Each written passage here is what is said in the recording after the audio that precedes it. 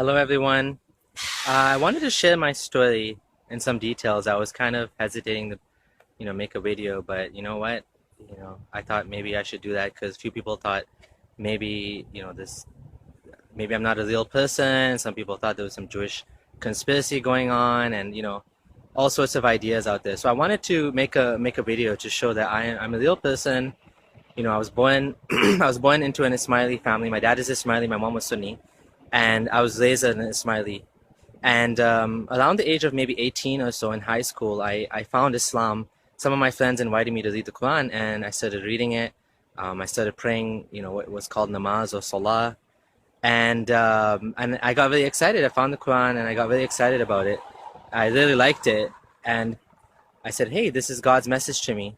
I didn't look into it too critically. I felt like, I looked into a little bit of other religions and stuff, and I felt it's just instinctive, and I felt like this is something, good, something I want to follow, God's message. And I started praying 5 times a day, and eventually I took a deep dive into Islam. I started following it with all my heart and mind.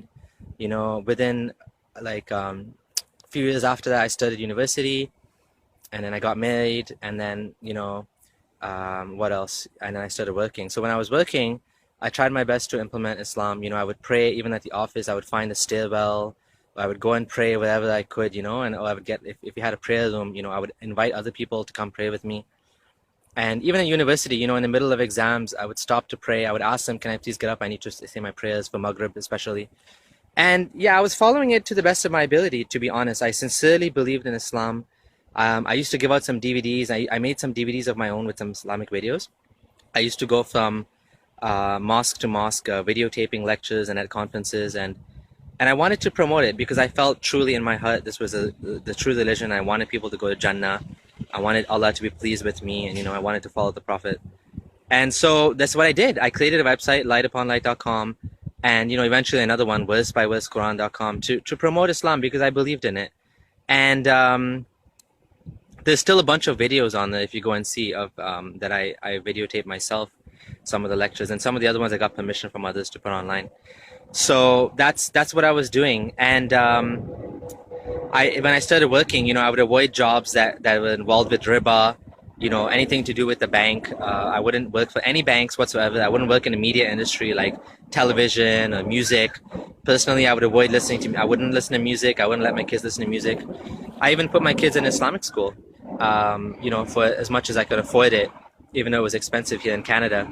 But I mean, that's what you do, right? If you're a Muslim and you truly believe in it in all your heart. As well, I used to rent. I didn't have a mortgage because I believed in it.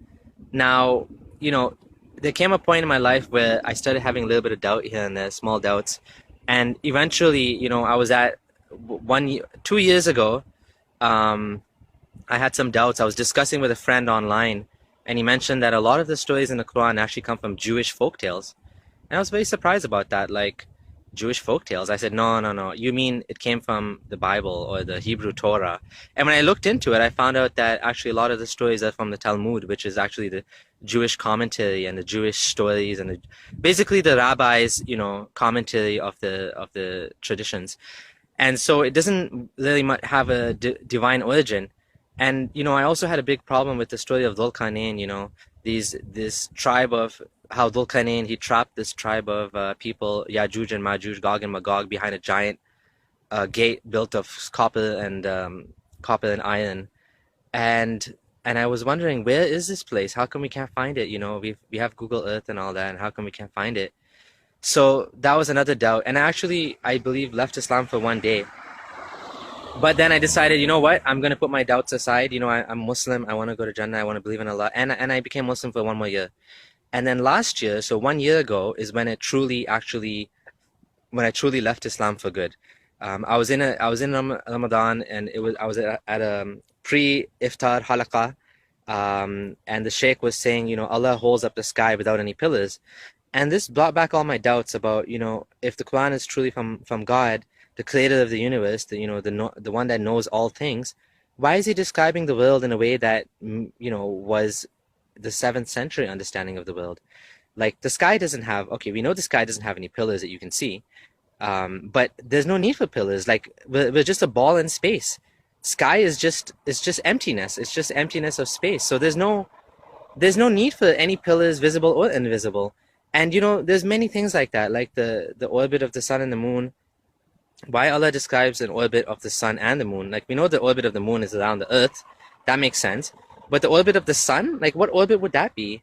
I looked into this and I found, well, there is an orbit. It's a 300 million year orbit of the sun around the Milky Way galaxy, which has nothing to do with humanity whatsoever, because it's completely useless. But of course, at that time, the Muslims would have thought that this orbit is an orbit of the sun around the earth. And even in Sahih Hadith, Prophet Muhammad, he asked his companions, do you know where the sun goes when at the time of Maghrib? And they said, Allah knows best and his messenger knows best. And he said, it goes beneath the throne of Allah. Now we know the sun is actually still there, and it's actually the earth that's going around the sun. So this one and many other things, they didn't add up to me, that why the creator of the universe is making these mistakes, or describing it in a way that doesn't make any sense today, now based on the new information. And it made me wonder, is it truly Allah the creator, or is it just coming from a man that lived in the 7th century, that believed these things and was basically writing them as he went? And so, the stories in the Quran, like I said, Dhul Qarnayn, where is Gog and Magog, Yajuj and Majuj? There's supposed to be, millions and millions of them stuck behind this dam. We haven't found any giant gate anywhere in the world. I mean, even some of I think it was Omar, we went to look for it and they didn't find it. I mean, it doesn't make any sense, right? And so these things, my doubts began to grow and grow. And eventually I got to the point where I said, this can't be from God. I don't believe in this anymore. And because my doubt became more than my certainty. And when I started to look into each one of the claims that of in the Quran, that the Quran is actually from God, like embryology and the mountains and all of these things, including the language, I found they just fell down flat. Like, for example, embryology, all you have to do is look into these things in detail to see how people misrepresent the Quran to be a scientific thing, when actually it's not. These stories were meant to be like, kind of to bring you to remember God and to say, look how amazing it is that, the embryo, how it glows. It wasn't meant to be, scientifically accurate. And when you look into it, you find it's actually, the idea is flawed. And same thing with the stories in the Quran, like, if they were true stories, why is it that we're finding trouble, verifying these facts? I'll make another video about Dhul Qarnayn in the future. It's a longer topic. But in summary, I just don't believe that there's any possibility that this actually came from a divine being, this book, the Quran. And when you look into it, you find many things that don't add up. And this is why I had to eventually leave Islam. Despite all the investment I put into it, emotional investment, and, my personality, my friends, everything was Islam to me. So this was a huge loss, losing God. And some people want to know what I believe now. I personally don't believe there's any God, so I'm atheist. But if someone would ask, well, where did everything come from? I would say I'm still learning, and I don't think we have all the answers. But it is possible there is a force, outside of the universe. I don't know if you wouldn't call it necessarily God. You could call it God, but a force, a power, a being that made everything into what it is. But this being, from what I can tell, either does not care about us, or does not know about us, is not interested in us, doesn't answer dua, doesn't, like, if you just look at the state of the world today, all the suffering and all the pain, it does not look like there's any God out there that cares for us, that's looking out for us. And in fact, that's what I believe, that if there is a creator, either he doesn't know about us or he doesn't care about us, and he's just letting all these things happen. And which is why I'm an atheist, because I don't believe that there is a God. But if there is a creator out there, I mean, maybe he has no personality. Maybe it's just like a force, a power,